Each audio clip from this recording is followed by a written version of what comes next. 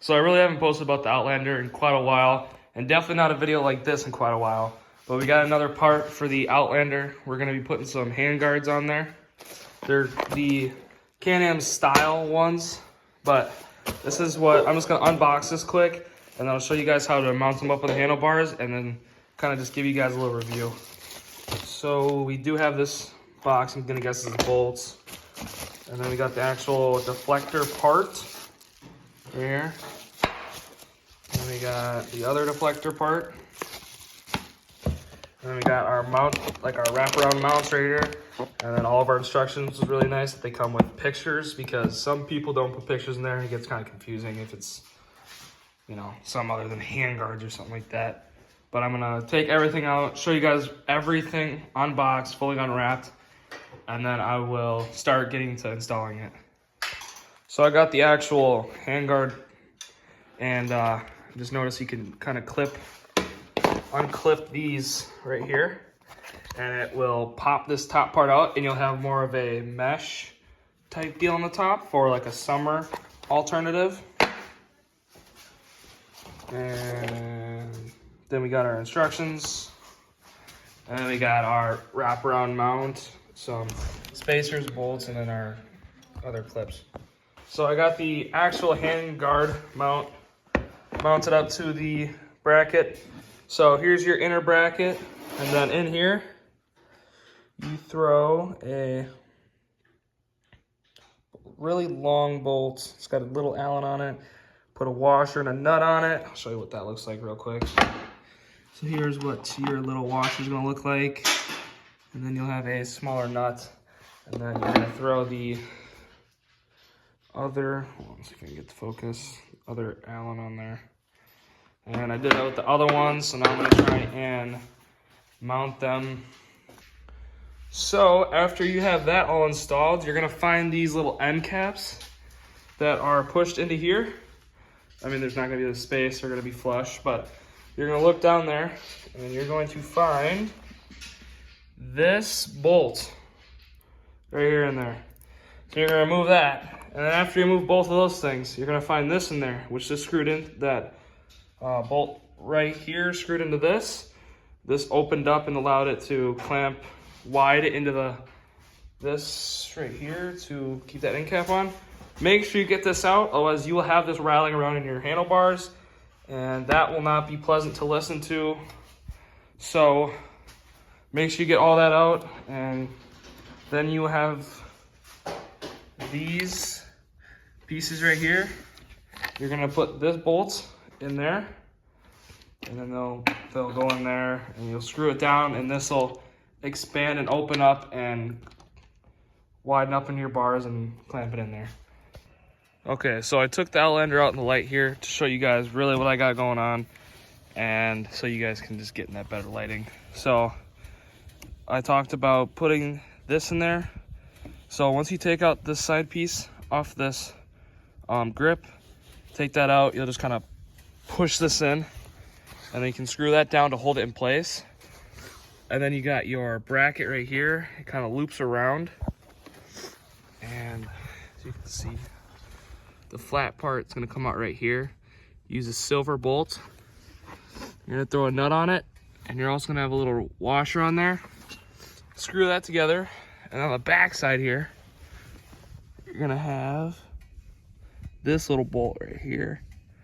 You'll need a washer for that, but that's self tapped right there. So you just kind of screw that in. Yeah, and then kind of talked about this bolt.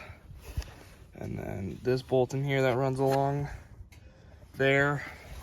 Kind of talked about that, but yeah. Get them all dialed and straight, and definitely impressed with how they turned out. They look amazing. I mean, they're affordable, and they, you know, these inserts right here pop out, and then you'll have kind of like a mesh right here for this top part. I would take it out right now if I didn't have a hand holding the phone.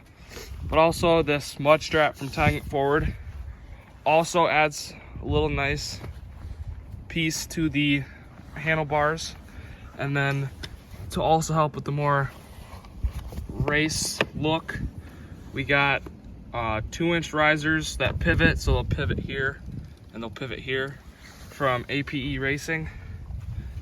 So that's also a nice piece that kind of just raises the bars a little bit for taller guys.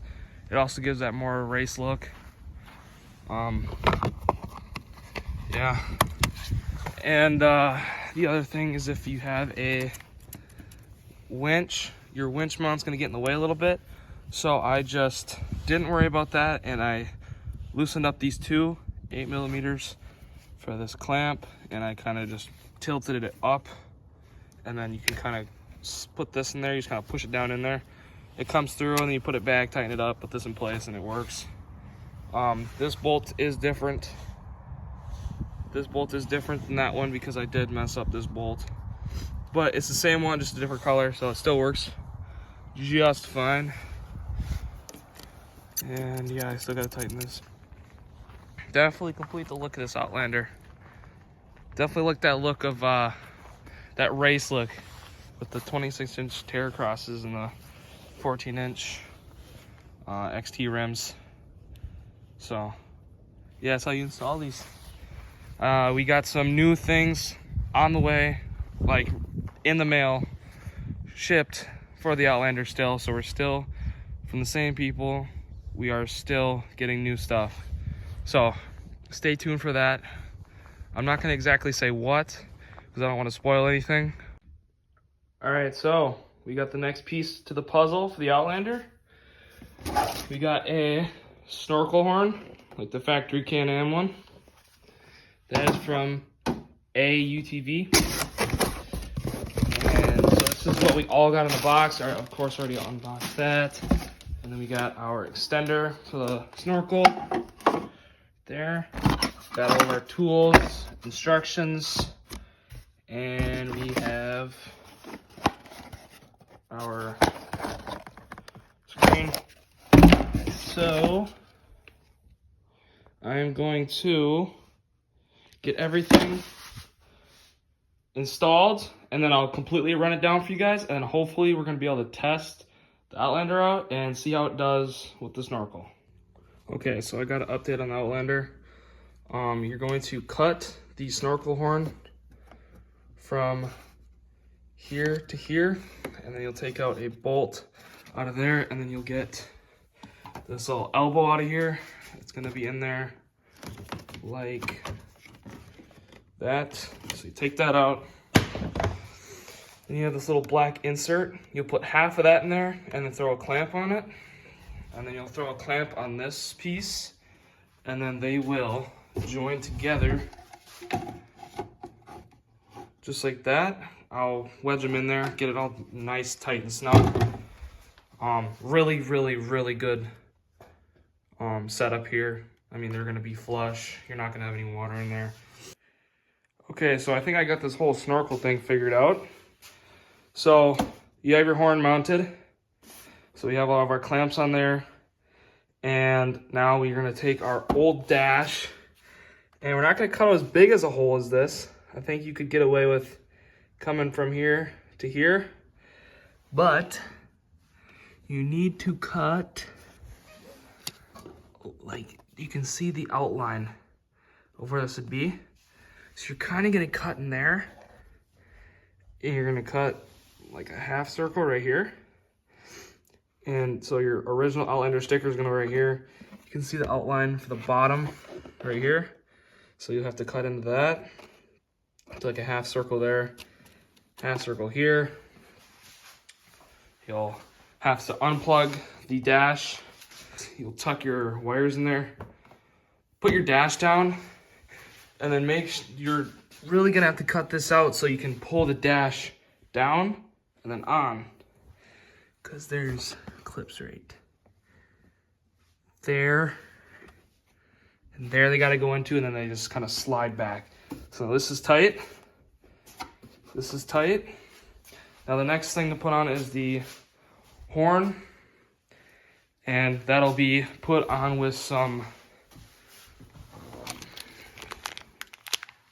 pins. You're gonna put the screen in here because they're gonna come apart, so they'll snap into place right there, right there. And then the bottom right there. There's two little tabs. You have to put the actual screen around and it'll pop into place and it'll be solid. Won't jiggle around, it'll come out. And then you'll kind of just take this, put it on there. It'll sit. Sit like this. And then, yeah, we'll get it all put together. All right, so we got our snorkel all installed. So as you saw before, we got the horn up, and now we have the mount right here. For the front rivets, I replaced those with some pins. Kind of drilled the holes bigger and put these in there because the rivets are too long and they hit the fuse box. Rivets go in here, good. You gotta make sure you line it up right in the middle. You gotta pull it over here a little bit. And then we trimmed, you can't see in there, but the horn, it comes over too much and it pops out this screen. So you trim it off flat and flush, so this pops in there. And yeah, that's how you do it. So now we got this full snorkel done. Like I said, I'm not done snorkeling it because there's a snorkel somewhere in here. So I'm gonna run some pipe up, hopefully about right here. And then you have your CVT intake in this, underneath this area, and then your CVT exhaust in that area.